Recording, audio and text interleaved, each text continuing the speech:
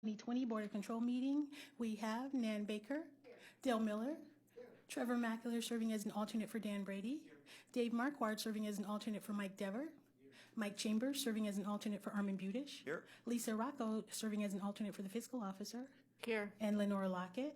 Here. We have a quorum. Public comment.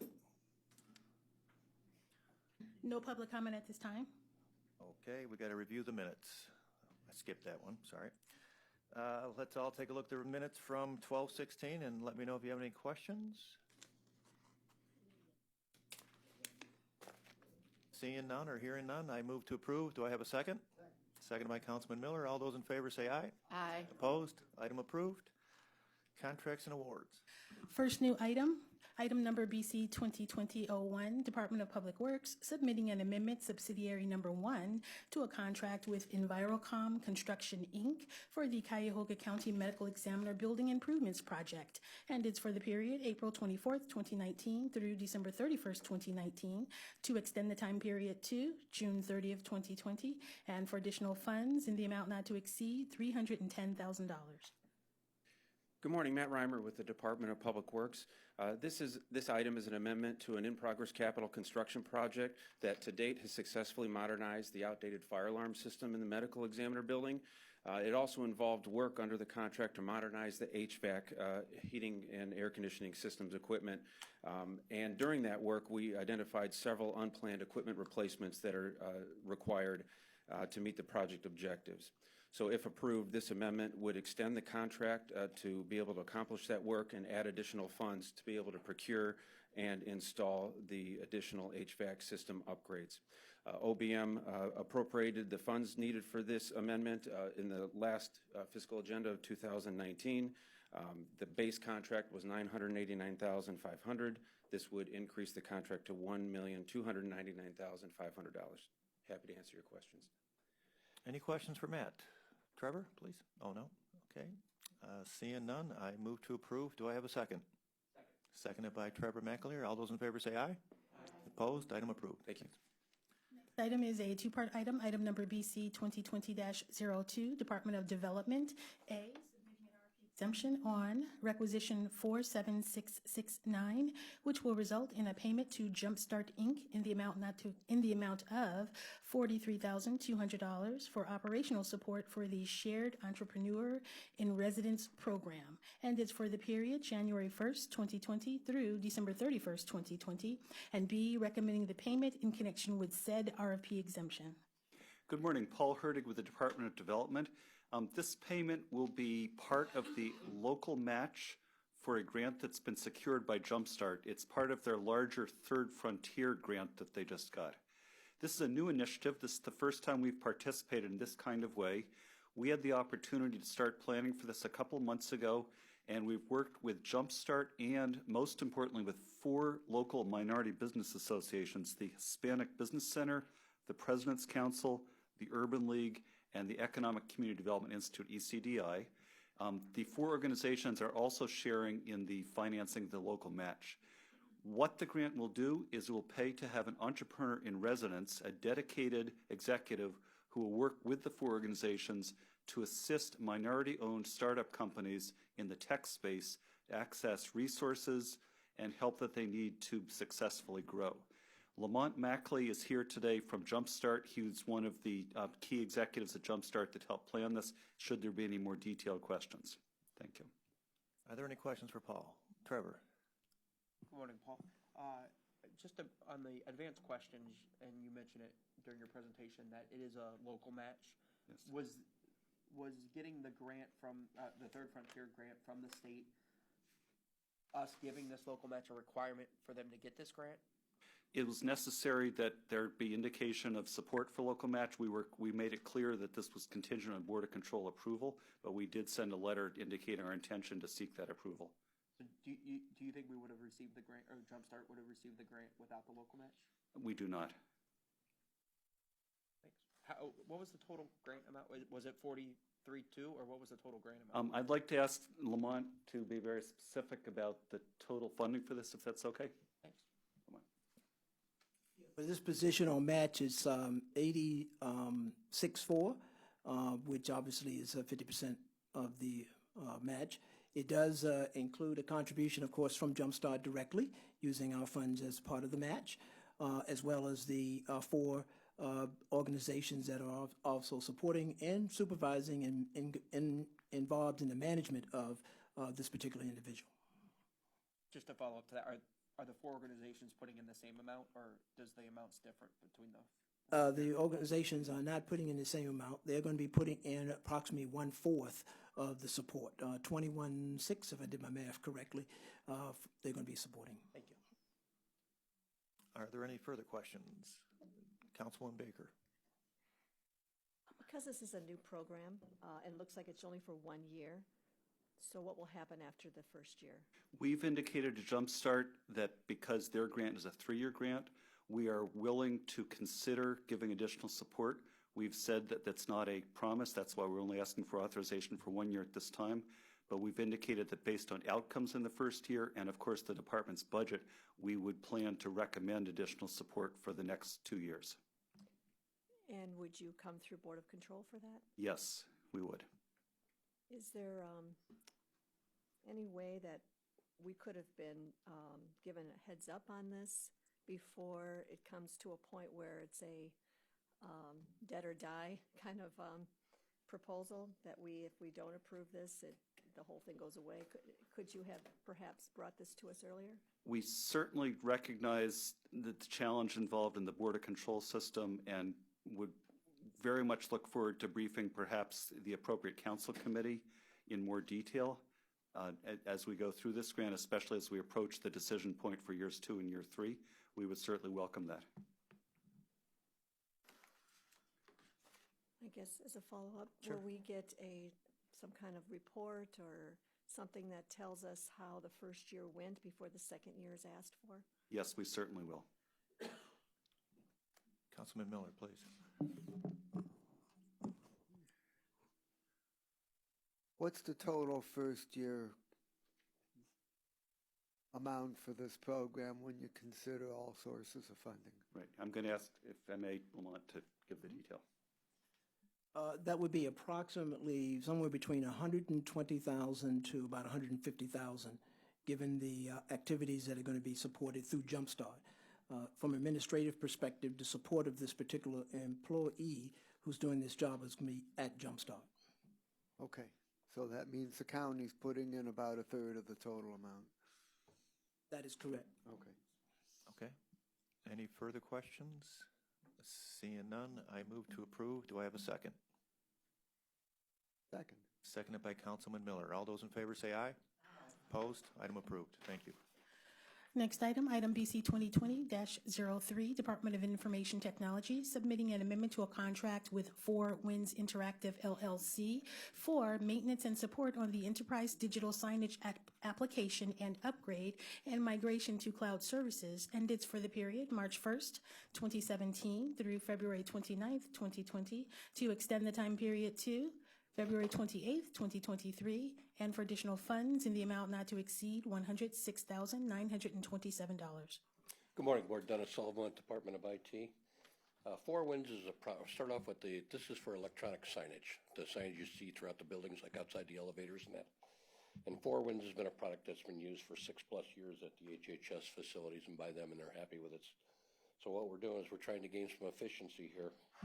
We're going to put the headquarters building together with the locations for HHS, and HHS expanding out into the neighborhood centers with it also. The increase for the 3-year from the first year, or from the past year with Four Winds, is rather de minimis. It's less than $300 per year over the 3 years, all in. So this will take us out 3 years. It'll tie in HHS in the headquarter building here, so that electronic signage, any kind of content writing, any kind of messages or correspondence wanting to be broadcast. And it also is scalable for any other departments or any other county locations that would care to get on board with additional license purchase down the road. Are there any questions? Seeing none, I move to approve. Do I have a second? Second. Councilman Miller, all those in favor say aye. Aye. Opposed? Item approved. Thank you. Next item is a two-part item, item number BC 2020-04, Department of Information Technology. A, submitting an RFP exemption on requisition 47240, which will result in an award recommendation to Vestige LTD, doing business as Vestige Digital Investigations, in the amount not to exceed $50,000 for augmented security operations, staffing services for various duties, and is for the period January 6, 2020 through January 5th, 2021, and B, recommending the award in connection with said RFP exemption. Good morning, Janelle Green, Department of IT. As was stated, this is for additional staffing services through Vestige. These items, we are using exemption, but we did post these items out for bid. We posted it through BuySpeed initially, and we sent it out to 47 vendors directly in BuySpeed and sent it out via email notification to an additional 20 vendors. We posted it for bid twice. Due to the increase for 1 cent, it converted over to an exemption from the original under $50,000 bid. And this services would allow for additional support for the information technology services, chief security services for that department to get some assistance for additional security operation services. Are there any questions? Yes. Councilman Miller. How many bids did you get? We only got 2 for this service, and the original awardee was not this one. They didn't respond to any requests for documentation, so this was the next provider on the list. And who was the other one that you received? Tech Systems. And why did you prefer Vestige over them? They were just the next vendor because Tech Systems didn't respond. Once they won the bid, they didn't respond to the request for documentation. So when we go through of insurance and all the other stuff, they didn't respond to that request. Trevor. Good morning, Janelle. This item and the next item appears to be the same, or at least for similar services. Why did we do 2 separate items for those 2? And then it sounded like we sent it out either through BuySpeed or through email to about 67 or so vendors. We did both. So it was actually 3 separate bids that we had going on at the same time. We didn't anticipate that the same vendor would be selected for 2 of them. So, excuse me, to keep in line with the fact that we did initially bid them out, we had them still maintain the separate rec numbers to identify the fact that we did do 2 processes for them. So that's why we had them separate. So do you know why out of 67 or so vendors we only would have received 2 responses? I mean, this is for staffing, right? Right. So we just didn't get responses. And then so a lot of times when we send them out when you send out a bid request through BuySpeed, it kicks back through email. So we got a lot of no longer valid. The person who registered in BuySpeed is no longer with the company, so the email was not valid. So we did have a lot of those responses coming back as well. Do we then try to get a valid email address for those companies? In some instances, if we have the time, going through 47 vendors was a lot to undertake. We did reach out and do calls, and when we do general calls, we'll see if we can get someone to respond or something to that effect. But we did when we selected the BuySpeed, we did by commodity code. So any vendor that's registered in BuySpeed with that commodity code got that request.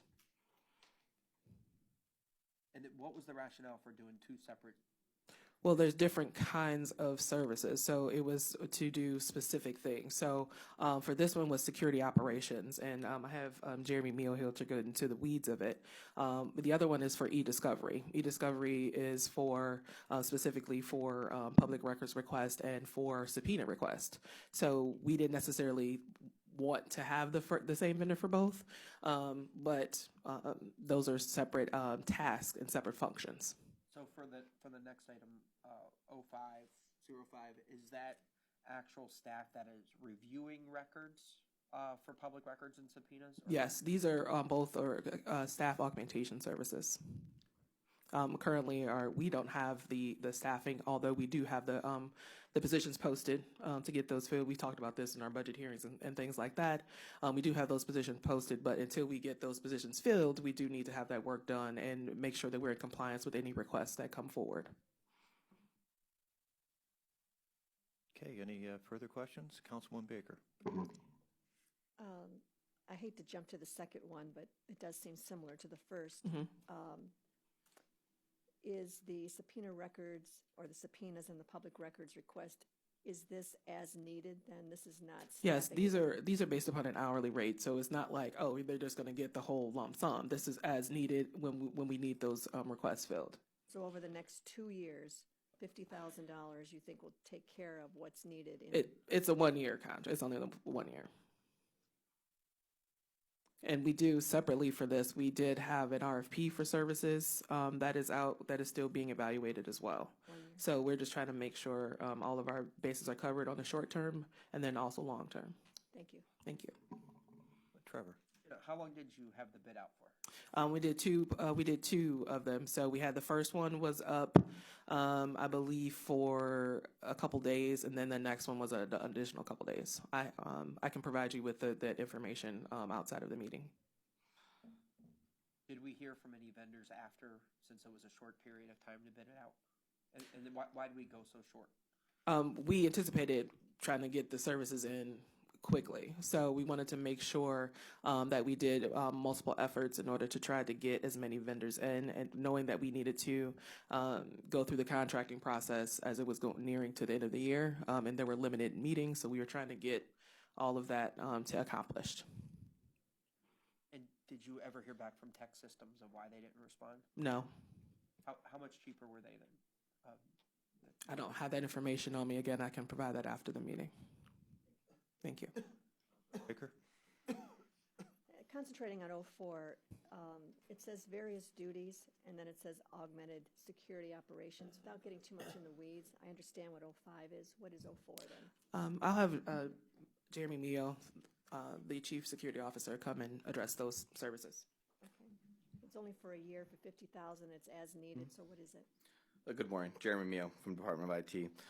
Security operations covers security analyst staffing. So this is the triage and review cyber malware investigations in the county network.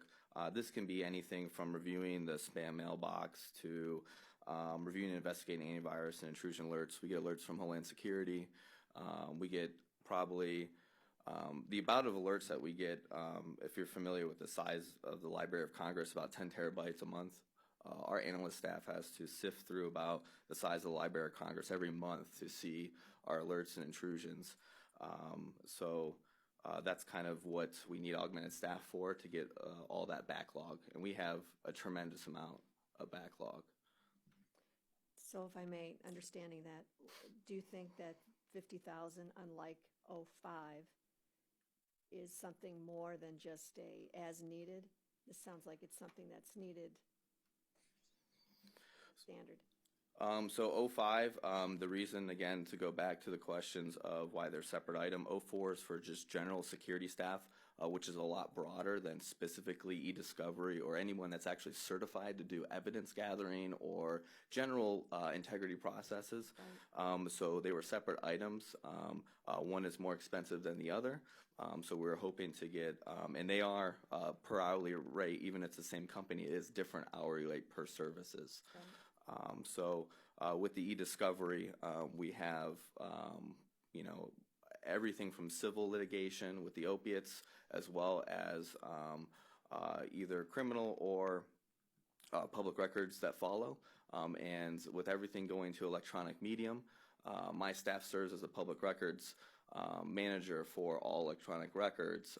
So we assist a bunch of the public records managers, and we're trying to work through a process with not only law but communications on streamlining the public records process and getting even other departments trained in general electronic discovery, especially for public records that are relatively available.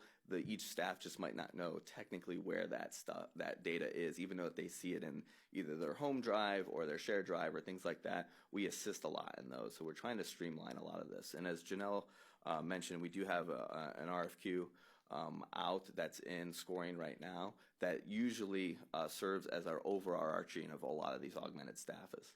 Okay. And I'm sorry, I do understand the need for 05 with the subpoena and public records request. It's the 04 that it sounds like you need someone to review the spam periodically and viruses that come Yep. through, and that sounds like more than a $50,000. We need you when we need you kind of. It is, and we do the 2 FTEs that we have that I mentioned even last Board of Control. Though they will primarily be this staff. They will probably be 70% this, and then I mentioned that we did vulnerability services and very specialized security. They would probably serve about 20% of that other contract. So they would kind of be a multitude when we get through our training. So luckily we have the training available to us that we can kind of have one employee that can kind of have the specifics or certifications to do kind of all of these items. But we do try to bid them out so we can get either company. Vestige is specifically a e-discovery and security company that happens to actually offer lots of services. Some don't. Some only specialize in e-discovery or only like tech systems. They are just a general IT staff augmentation company that has a lot of services. Okay. Well, that makes more sense. Thank you. Sure. Councilman Miller. Did I hear you correctly that we have some of our own staff that do some of this work? Correct. Okay. Hearing no further questions or seeing no, I move to approve. Do I have a second? I'll second. Seconded by Councilwoman Baker. All those in favor say aye. Aye. Opposed? Item approved. Thank you. Moving on to BC 2020-05, again, Department of Information Technology. It's a two-part item. A, submitting an Rfp exemption on requisition 47241, which will result in an award recommendation to Vestige LTD, doing business as Vestige Digital Investigations, in the amount not to exceed $50,000 for augmented security staffing services that focus on e-discovery within the Microsoft Office 365 collaboration suite and network file systems. And it's for the period January 6, 2020 through January 5th, 2021, and recommending the award in connection with said RFP exemption. Janelle Green, Department of IT. As stated with the last item, this is for e-discovery for services and staff augmentation for the Microsoft suite and also network system files. Okay, any further questions? Trevor? You know, will this staff be the ones going into the system and pulling out emails or documents, or will they also be reviewing them for content? Or can you just talk a little bit about what role the staff, this particular staff would be doing in terms of the subpoenas and public records requests and stuff like that? I have Jeremy Mio coming back. My staff only does the technical gathering. Legal and either other staff do the reviewing. So this would just only be for the, which is considered an electronic reference e-discovery model is just collection. So this is just only collection, as well as potentially subject matter experts. We do have sometimes legacy systems here that need to be collected in different ways that isn't as straightforward as email. So we get these one-off requests that might take a lot longer to look into the proper ways to be able to obtain the information. So, Jeremy, for the 50,000, how many hours or how many people are you going to get to help you with? I'd have to look back at the specific hourly rate. But, Sorry. okay. The hourly rate for this service was $115 an hour for this service. And when we bidded it out, we tried to bid out about, I say, and my math might be a little off, but about 20 to 40 hours per month augmented staff. So when we went to bid out, we bid it out not only the specific amount of time we needed at an hourly rate, so they knew how many people to be able to give us, and we'll probably have somebody part-time kind of coming in and out depending on their services, but we also put a bunch of requirements and essentially resume reviews that were required for some of the bids as well, so we got qualified staff. So this gets you a little less than 40 hours per month Yes. for some. That's exactly what we tried to get to. We analyzed based on our current intake and backlog, as well as with the 2 FTEs that probably will take about a month or two to get in place to be as productive. Do you think that's enough for you with all the requests right now? For right now, I mean, I could, there's a lot of things going on simultaneously. We're also attached to every project in the county, the review for security implementation. But we do believe it will get us through that. We also have an RFQ that's actually normally budgeted for overarching, a lot of incident response services for any type of emergency situation, including discovery like this. Do you have an RFQ separate just for this service, or is that part of different services included? The RFQ is a lot larger, and it is actually sectioned out into 2 separate sections. One is for professional security services for project management, training and testing, and a lot of basic security services. And then it has a second section that's emergency services that are incident response, discovery, and subject matter expertise within that as well. So it's a lot larger and with that, and that's currently in the scoring. The last question, this is 115 per hour. How much was 04 per hour? Jenna, do you have that by chance? I just was curious to see the difference. I believe that was 185, but I'm not 100% on that one. 04 is more per hour than? Yes. Oh, okay. Okay, any further questions on this item? Seeing, Councilman Baker, please. So is this only as needed again? Subpoena and public records, it's only, you only bring them in if you've exceeded what you can do in-house and you find that you need more personnel to. Correct. With the current backlog, I could probably staff somebody 24/7 for next month. For the next month? 24/7. So I probably have a backlog of 3 or 4 months. Okay, and the reason why you don't bring someone in then with that kind of a backlog is, I mean, you don't ask for an additional employee at 100? We have 2 FTEs currently been in. We posted in January of last year almost. Okay. And we've been interviewing the whole year. We're in this second rounds and currently pending a comp analysis for 1 offer right now. One person interested in this position, is that what you're saying? No.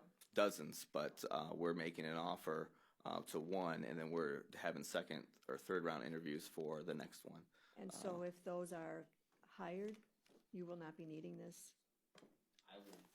No, we would definitely be needing this regardless of if we get the, once a full-time employee comes on board, especially with the experience and pay that we can offer, it might take them 2 months to even be productive on this type of level because we have to train them. We have to get them familiar with the processes. A lot of this staff that's coming in is subject matter experts that do this day in and day out. So this is for 1 year. So you're anticipating in 1 year you will have the staff that you're now hiring to take the place of, you won't be back? Oh, so we currently have an RFQ. We usually always have staff augmentation services available for subject matter experts because of the broad range of technology and expertise out there. We wish we knew everything and we're the best at everything, but we do need staff augmentation services as a regular part of our not only practice but also budget. But we probably won't need as much. We probably wouldn't go to them as much. We would probably wouldn't go one off. It would be included in our RFQ. Right. But also keep in mind that with the current environment and landscape, anything can come up at any time, and we could always potentially come back for more services depending on if something else large happens that we're unaware of. Okay. At $115 an hour, I would think half of that would be a pretty nice salary. Seems hard to believe you can't find someone for. I wish I could pay half that. Tools that you need, really. Wow. So when this is talk about normal, when you normally call in an incident response service immediately without doing contract, it's usually about $700 to $1,000 an hour. So if you see a lot of those counties and cities that have ransomware, and they come back and they said they had like $17 million in services. That's because when you call the phone and ask for emergency services right away, they're charging you about $700 to $1,000 an hour to send a team out. And the employees that we have in staff now don't come anywhere close to that kind of knowledge? They do, and I hope that with our training that we can get better with that, but they are also attached to almost every project, and they are kind of overworked right now. So we have experienced staffing. It's just that we need to fill the gap within these staff augmentation services. And the people that you're interviewing, what type of range are they in for an hour, per hour? 115 is outsourcing. What is insourcing? I don't know the hourly off the top of my head, but I know that the classification for a security analyst starts at about 54,000, and it goes probably around 76,000 at the top, step level. So whatever that is per hour, I'd have to get back to you with that, but it is posted, and the classifications are on the PRC website. At 76,000 a year, you can't get a qualified person to step in and do what this company does. If I could hire somebody at the last possible step in the HR and get that approval, I probably could get somebody. But again, these people, they probably are making $150,000 to $200,000 a year in a private sector. So we do pay about around 50 to 60% less. Wow. Okay, good to know. Thank you. Okay. Any further ones? Seeing none, I move to approve. Do I have a second? Seconded by Councilman Miller. All those in favor say aye. Aye. Opposed? Item approved. Next item. Next item, BC 2020-06, Department of Information Technology, submitting an amendment to a contract with Soundcom Corporation, doing business as Soundcom Systems for preventative maintenance and repair of communication equipment located at various county locations for the period May 28, 2019 through December 31st, 2020, to extend the time period to December 31st, 2021, to expand the scope of services to include service for the West Shore Training Center located at 9830 Lorraine Avenue, to purchase a block of 75 hours for reactive maintenance services for the County Administration Building effective November 5th, 2019, and for additional funds in the amount not to exceed $8,625. Janelle Green, Department of IT. So to clarify some things, so this is to provide the services for the West Shore Training Center and the various conference rooms and training rooms that are here at this admin building. These services were originally bid in May 2019 by Public Works. And so because the services are the same, just in a matter of a change of location, we did go through to amend this contract. It just also another clarification, it is not effective 11/5. The contract states it is made and entered into effective as of the date signed by the county executive. The statement of work says 11/5 was the date that we requested services, the quotes from Soundcom for these services. Okay. Councilman Miller first, please. Sorry. Could you describe the nature of the services? So they are audiovisual services, and they would work on the rooms set up like this. So anything that usually the microphones, the TVs, and the equipment that are in the council chambers, any of the various conference rooms that are here in this building, the training room, the two training rooms that we have on the 6th floor. So they would provide, if we have some equipment failures and things like that, they would provide diagnostic and repair services for those rooms.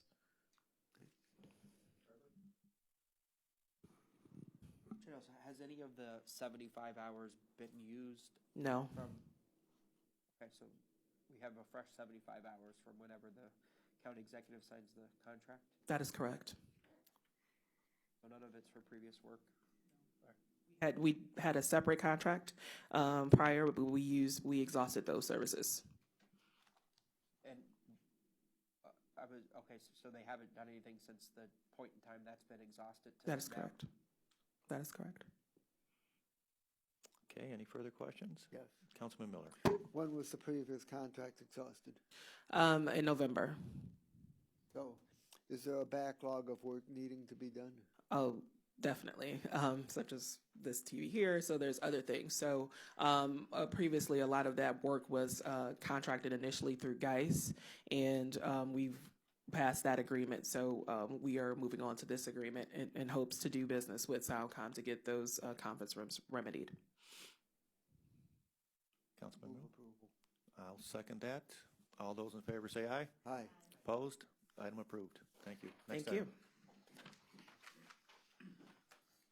Item number BC 2020-07, Department of Public Safety and Justice Services, on behalf of the Sheriff's Department, submitting an amendment to a contract with Point Blank Solutions LTD for software support and maintenance of the in-jail system, and it's for the period January 1st, 2015 through December 31st, 2019, to extend the time period to June 30th, 2020, and for additional funds in the amount not to exceed $6,000. Good morning, Mary Beth Vaughn from Public Safety, and this contract allows authorized agencies to know where and if a person is currently incarcerated. This amendment will continue to provide partners with access to information until the sheriff's new jail management system goes live, and this information is accessed through the data warehouse. Okay, are there any questions? Yes. When is the new jail management system expected to go live? I don't have that information. I have requested it, and as soon as I have it, I will forward it on to you. Trevor? Last Oh, you've heard? What's the last you've heard? I've been on vacation. This is my first day back. I put the inquiry in this morning, and I was not given a target. I was told that this will be the last amendment. Okay, any further ones? Okay, seeing none, I move to approve. Do I have a second? Seconded by Mr. McAleer. All those in favor say aye. Opposed? Item approved. Thank you. Next item number BC 2020-08, Department of Public Safety and Justice Services, submitting an agreement with City of Rocky River in the amount not to exceed $7,000 for decommissioning and or relocating Motorola CallWorks equipment, and it's for the period December 16th, 2019 through December 15th, 2022. Rocky River is in the process of building a new police station, and in doing so, they needed to move their dispatch. Whenever the dispatch equipment is moved, Motorola, who is the county's 911 hardware and software provider, they charge us $3,500 each time there's a move. This is just Rocky River's agreement that they are going to reimburse us for those costs once when they moved it to the temporary location, and then when they move it back to the permanent police station. Okay, any questions? Seeing none, I move to approve. Do I have a second? Seconded by Councilwoman Baker. All those in favor? Aye. Opposed? Item approved. Thank you. Thank you. Next item number BC 2020-09, Department of Health and Human Services, Community Initiatives Division, Office of Homeless Services, submitting an amendment to a contract with Housing Innovations LLC for planning and evaluation services for the period August 1st, 2018 through December 31st, 2019, to extend the time period to December 31st, 2020, and for additional funds in the amount not to exceed $207,040 in connection with the Cuyahoga County Continuum of Care Evaluation and Planning Project. Good morning. This is the first amendment on a planning contract awarded through an RFP process in 2018. The amendment adds federal planning grant dollars awarded to Cuyahoga County. The funds being added are 100% federal funds. No county match is required.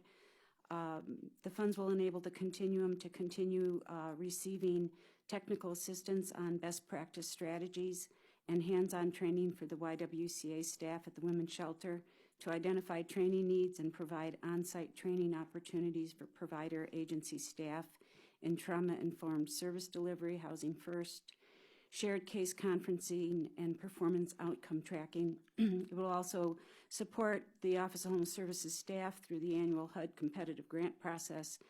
It will enable us to assess the effectiveness, equity, and efficiency of the coordinated entry system by including community partner and consumer input, and will assist in updating a plan to reduce and end youth homelessness. Thank you. Are there any questions? Seeing none, I move to approve. Do I have a second? Second. Seconded by Councilman Miller. All those in favor say aye. Aye. Opposed? Item approved. Thank you. Thank you. And that was Ruth Gillette, by the way. Next item, item number BC 2020-10, Department of Health and Human Services, Cuyahoga Job and Family Services, on behalf of the Community Initiatives Division, Family and Children First Council, submitting an amendment to an agreement with the Ohio State University for planning, coordinator, and facilitator services for a Youth Advocacy and Leadership Coalition of Cuyahoga County. And it's for the period January 1st, 2018 through December 31st, 2019, to extend the time period to December 31st, 2020, and for additional funds in the amount not to exceed $105,347. Good morning, Kathleen Johnson from Family and Children First Council. This is our contract agreement amendment for Ohio State University for our Youth Advocacy Leadership Coalition. This is our youth advocacy group, and they participate with services through governments, through schools. It's our urban 4-H program. They are taught youth leadership skills. They participate in various activities across the state. They go to different programs within the schools. They put on a youth summit every September at Cleveland State University. It's a youth-driven program. They guide all of the programs that they participate in. They try to mentor other students within their schools.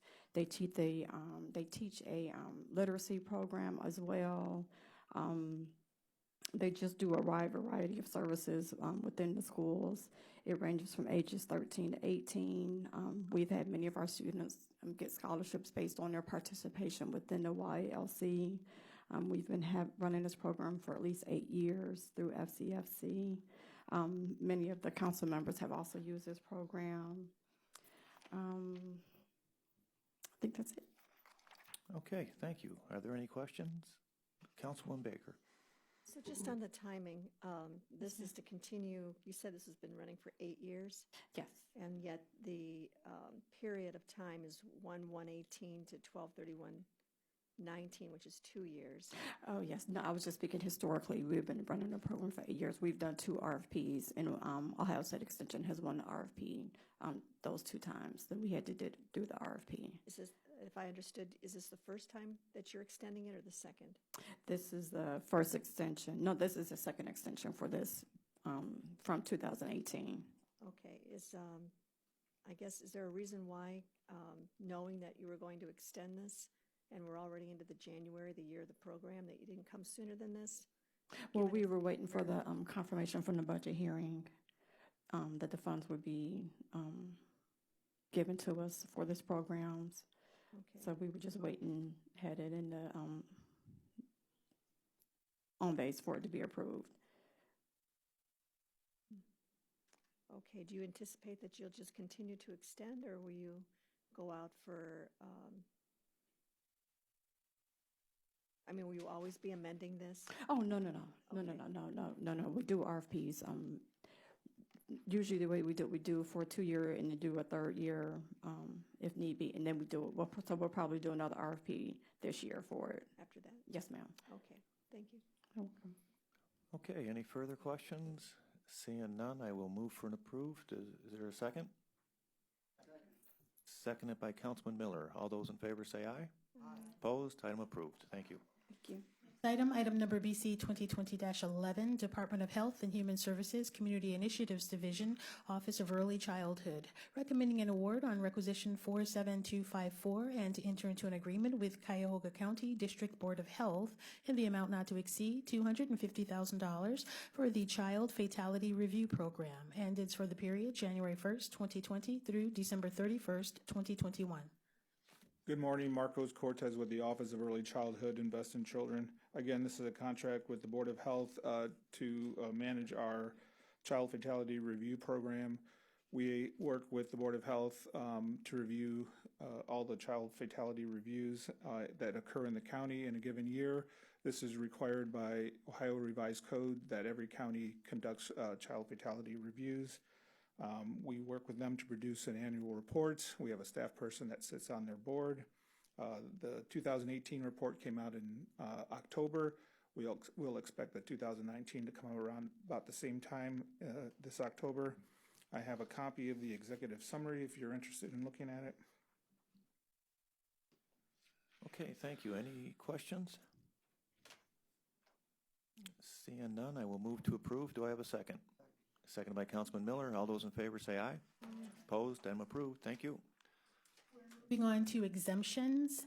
Item number BC 2020-12, Department of Health and Human Services, Community Initiatives Division. Again, Office of Early Childhood, submitting an RFP exemption on requisition 47504, which will result in an award recommendation to Child Care Resource Center, doing business as Starting Point, in the amount not to exceed $1,587,702 for administration and coordination of the Teacher Education and Compensation Help, also known as TEACH, and Early Care and Education Center Capacity Expansion and Child Care Resource Referral Programs for Invest in Children. And it's for the period January 1st, 2020 through December 31st, 2021.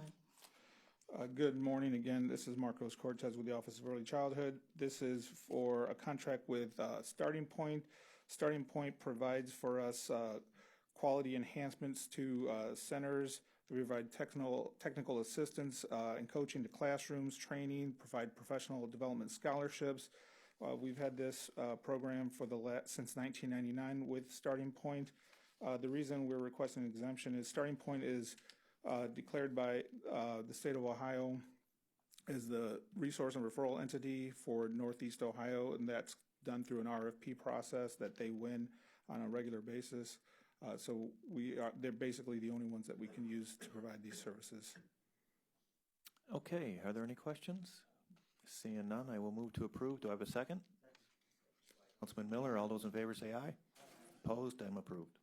Next item, item number BC 2020-13, Department of Health and Human Services, Community Initiatives Division, Office of Early Childhood, submitting an RFP exemption on requisition 47482, which will result in an award recommendation to Family Connections Center of Northeast Ohio in the amount not to exceed $992,230 for program and administration services for the Supporting Partnerships to Assure Ready Kids, also known as SPARK, program for Invest in Children, and it's for the period January 1st, 2020 through December 31st, 2021. Good morning again. This is our early literacy for 3- and 4-year-olds, where we have a parent partner actually go into the home to provide lessons to prepare the children to enter kindergarten. The reason we're requesting an exemption for this program is currently Family Connections is the only entity that provides SPARK services in Cuyahoga County. They also hold a replication agreement. We do SPARK to Fidelity, so we have to have a replication agreement with the organization that lends us the data system and the materials for the program. Okay, thank you. Are there any questions? Seeing none, I'll move to approve. Do I have a second? Seconded by Mr. Mackler. All those in favor say aye. Opposed? Item approved. Next item, item number BC 2020-14, County Prosecutor's Office, recommending an alternative procurement process on requisition 47603, which will result in an award recommendations in the amount not to exceed $100,000 for forensic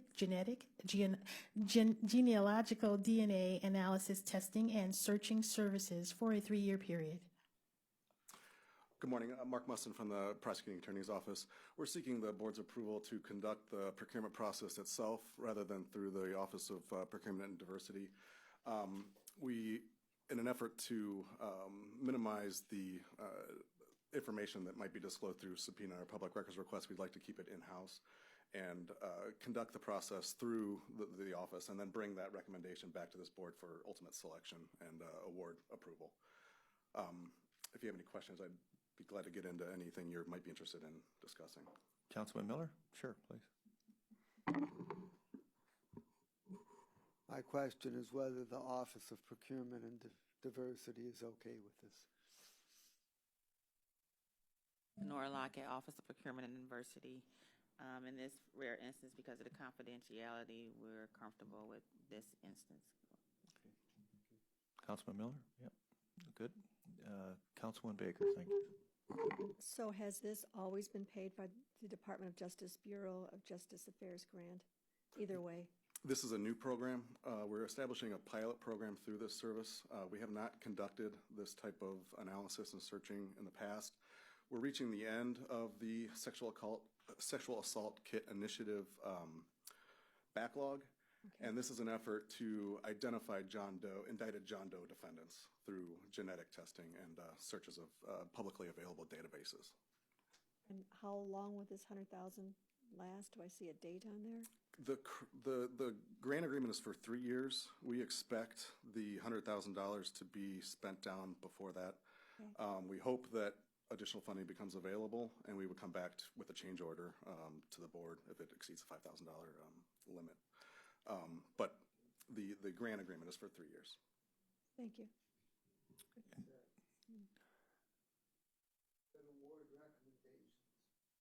So how many outfits are you planning to work with on this? Councilman Miller, it depends on the proposals that we receive, their resources, capacity, staffing.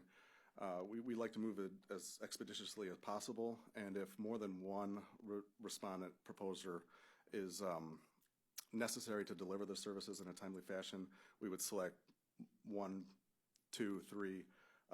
We hope to get at least 4 proposals and then make an evaluation or recommendation for your approval. Okay, any further questions?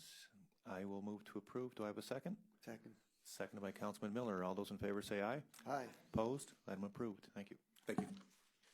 To the consent agenda, item numbers BC 2015 through 2017. All right, if you take a minute or two to go through them and let me know if you have any questions.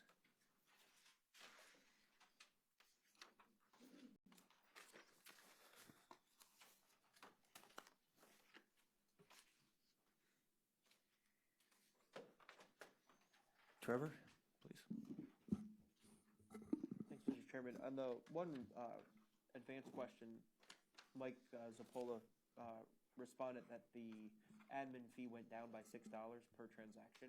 I was just wondering if you could provide additional background of, that's a pretty significant decrease, which is a good thing. I just was wondering, do you know what happened there? Michael Zappola, Fiscal Office. The actual transaction could go down to $6, period, across the board. It's another service that they're talking about offering to us. We haven't tried converting to that service yet, so we went from 28 down to the 22 when we first did the contract, excuse me, year and a half, 2 years ago. So we've been at that lower level, and that's below state contract level at this point. There is an opportunity to go lower, but with all the ERP conversion and all that thing going on, we didn't want to take that on as well. Mike, do you know how many transactions we have approximately per year? I think it was around 400 in 19, roughly, because I think it was somewhere in $8,000 for the fees. Are there any other questions on any items? Councilwoman Baker. Yeah, and I'm just asking, is this only for airline travel, or is this Yes, only this is for purely airline travel. Hotel and car rentals, they will reserve for us, but the charges are not put through. It's only for airline. Only airline. Any other questions? Seeing none, I will move then to approve the consent agenda items as listed. Do I have a second? Seconded by Mr. Mackler. All those in favor say aye. Aye. Opposed? Okay, item approved. Moving on to other business, we have one additional item. Department of Information Technology submitting an amendment to a contract with Infor Public Sector, Inc. for information technology services and solutions for the Enterprise Resource Planning System for the period October 27, 2016 through October 26, 2021 to modify the scope of services effective January 6, 2020. No additional funds required. Jack Ryan, ERP Program Director. This is a request to add 2 additional training resources for the February go live for ERP, which is a major activity for the fiscal department and for procurement. We made the determination that we need some additional training resources to reach an additional 84 people for training that we thought would be beneficial to include in the overall training population. This is money that was already budgeted as part of the ERP, so it's not an additional amount. This is within the change order that we have, which is change order number 50 with Infor for this activity. We'd be moving money from an other training account to this training account, so there's $0 impact on the overall budget. Add the item to the agenda. I will second that item. So it's been moved and seconded to add the item to the agenda. Are there any questions on the item? Councilwoman Baker, Let's please. vote on moving the item. Oh, I'm sorry. Good call. All those in favor of adding the item to the agenda, say aye. Aye. Opposed? Okay, now the item's formally added to the agenda. Councilman Baker. So what training no longer is needed from the account that you're switching it from? It's these are general funds that are not designated for specific training, so they're generally available. It's called a campus fund. Right. So we're just taking that additional money rather than trying to add money to the contract. Let's repurpose that for training that we know takes place. For these 84 additional people. So even though it was broadly placed for training that can be used for different types of training, you still need to ask for approval to go from one to another? Yes, ma'am. Since it required a change order, required board of control approval. Okay, and of all the time that we've been reviewing the ERP, I have never heard of a county campus card. What is okay, that? my apologies. It's just a general training fund that we can use. Often we can send people to training. We can do, it's a kind of a, to maybe overuse the term, kind of a credit card or a debit card against an account. We can use that for online training, a number of things. In this case, because of the criticality of this training, we've got, somewhere north of 600 people going live in February, training an additional 82 in the classroom as opposed to over-the-shoulder training on site would be the best thing to do. So that's why we're making this request. And if I may, so this training, general training fund out of this county campus card is, we haven't depleted it. This will still show another $22,000 yet to spend? Yes, ma'am. And so that is generally used for training, not for any other purposes? Yes, ma'am. And if you wanted to use this training for any type of training, you would have to come back? Or is there a specific? If I repurposed it for a specific, in this case, what we're doing is taking it from a general training fund and we're putting it into this change order, which is it's a time and materials change order, by the way. So this is a maximum estimate for the amount of time we think this training would take. Any funds that we don't use would go back to that campus fund. But because we have to move that, we have to ask Infor to move that within the contract, it requires this approval request. I'm sorry to be redundant, but where is that money now that it would have to be removed, that would have to be changed? It's in a training fund. So it's in a training fund, right, so that Infor maintains, so they have to allow that money to be released from that fund. It's an internal process that they went through. I wasn't completely aware of the process until December here. Okay, so anytime we want to take money from this account for any purpose at all for training, we would have to have approval? Only if we move it to something like a T&M contract like this. Okay, if we just want to send somebody to training and consume some of that remaining $22,000, then it would not require a change order. That's within the purview of the rules of the campus account. Are there any other credit cards, campus cards? No, ma'am. This is the only one that I'm aware of. What's at this the point. other account that I never heard of? 99. Yes, Fund 99. So this isn't.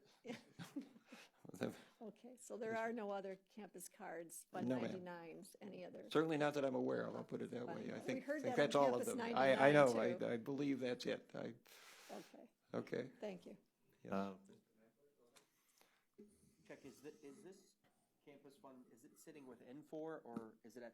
It's sitting with Infor. It was, I'm going to, this preceded my arrival on the project here, but I believe that was part of the original designation, when the original contract was signed, I think this fund was set up way back at that point in time. So that's probably what's causing the change orders, that they have this money setting in. It is, and so they have to have our, Approval, they have to have our approval to move that into this particular change order. Yes, sir.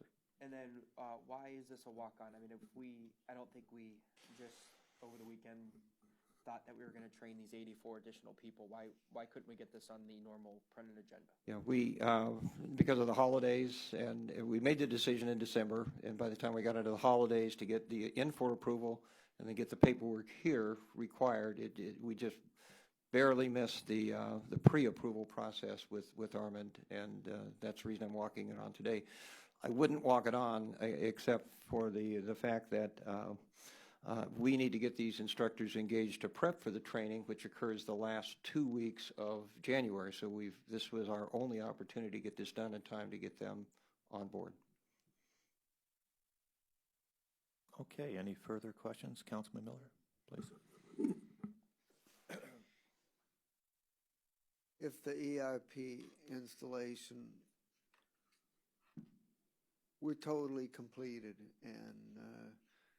and no more use was required for this fund, which is going to have $22,000 in it left after this event takes place, would we get that money back? I'm assuming, and I don't know the specific answer to how this would get resolved. I'm assuming we would either get it back, or more than likely, we would probably want to use, we've got our own other training that we need to do in the ERP arena. I'm assuming we want to consume that in training some of the IT and other staff. Okay. Yeah, we'll definitely use it, I'm sure of that.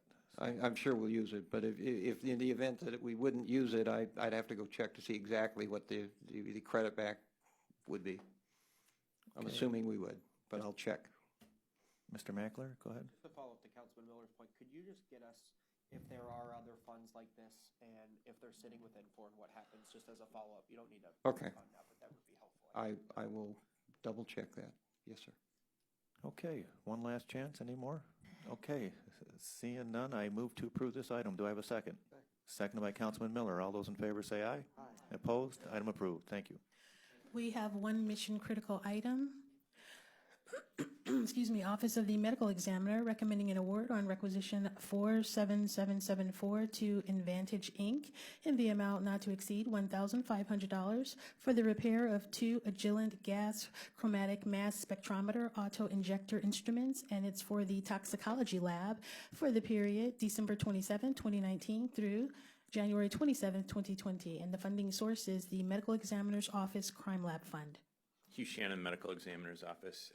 Over the holiday weeks, we had 2 of the GCMS's injectors fail, so we were down to 1 operating tower, so we needed to get someone out to repair those. Move we add the item to the agenda. Second. Moved and second. All those in favor to add this item to today's agenda say aye. Aye. Opposed? Item, it's been added. Are there any questions on the item? Seeing none, I will move to approve. Do I have a second? Second. Second by Councilman Miller. All those in favor say aye. Aye. Opposed? Item's been approved. Thank you. We have no other business at this time. Okay, since there's no other business, I move that we adjourn the meeting. Do I have a second? Second. Second by Councilman Miller. All those in favor say aye. Aye. Opposed? We're adjourned. Thank you.